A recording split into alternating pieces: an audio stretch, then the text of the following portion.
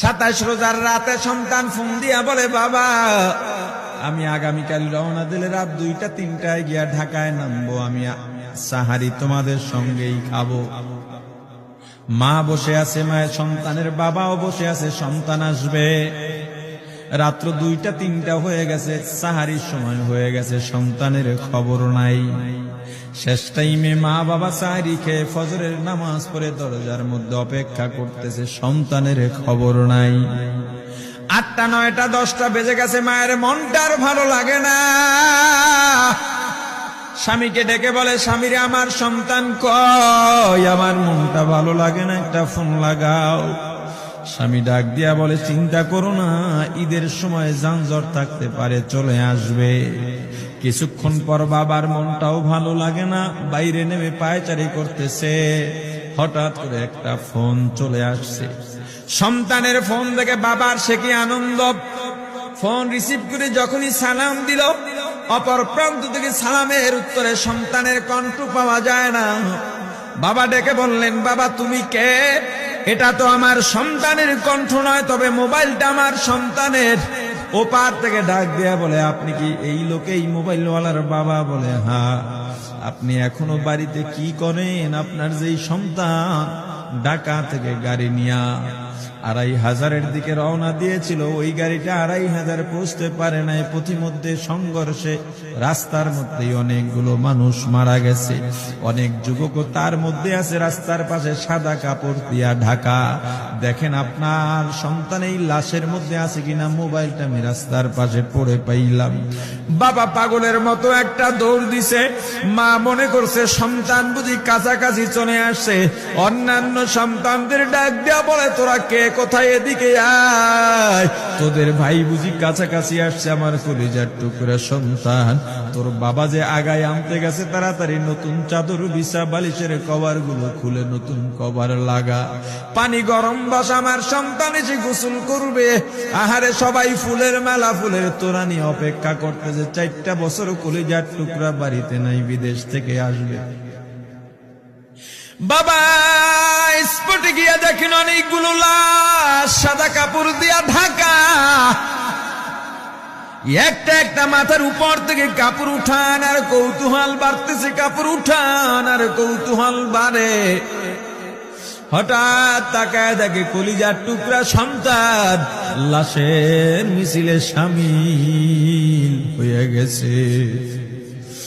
বাবা সন্তানকে ধরে কাঁদেন আর বলেন, বাবা এত আদর আপ্যায়ন তোর জন্য, এত প্রস্তুতি রে বাবা। তোর মা তোর পথে বসে আছে রে বাবা, কি জবাব দিব বল? তুই যেদিন রওনা দিয়ে বিদেশ চলে গেলি, তোর মা সারা রাত ঘুমায় নাই, দরজায় গিয়া তোর পথের দিকে তাকা রইছি।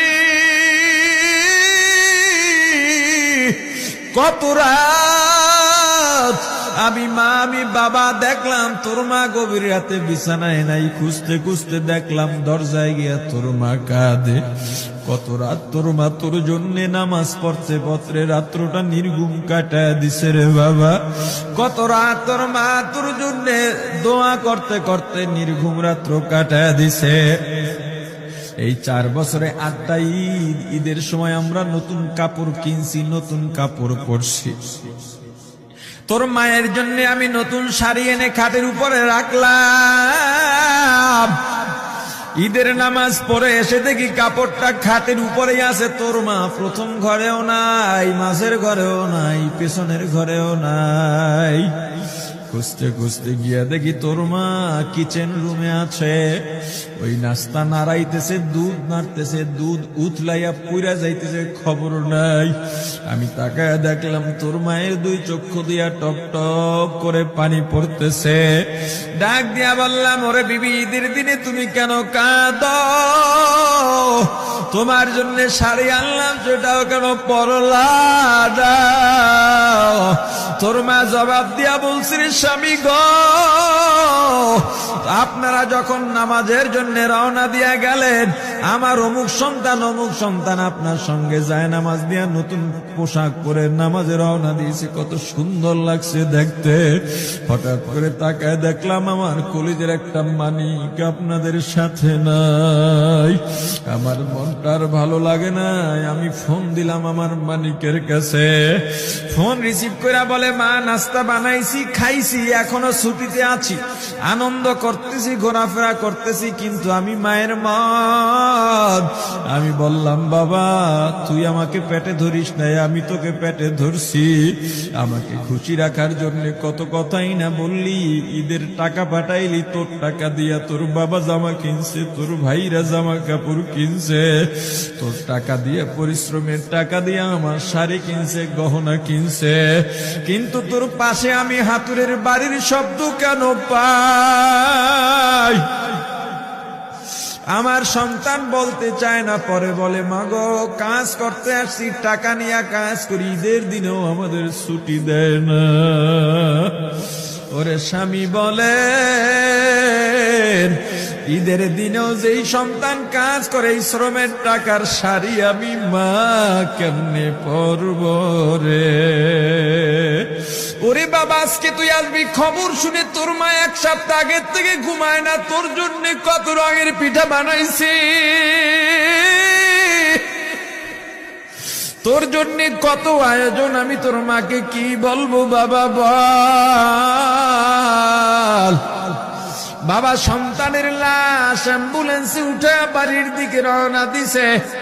আহারে বাড়ির কাছাকাছি আসছে, এদিকে মা দরজায় গিয়ে অপেক্ষা করতেছে, গাছের আড়াল দিয়া পথের দিকে তাকায় আছেন।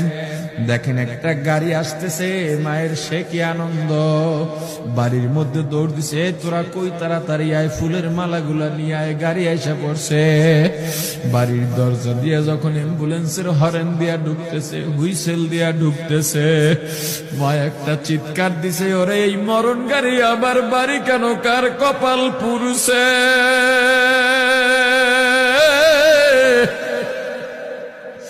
অ্যাম্বুলেন্সের দরজা খুলে তাকায় দেখে কলিজার টুকরা সন্তান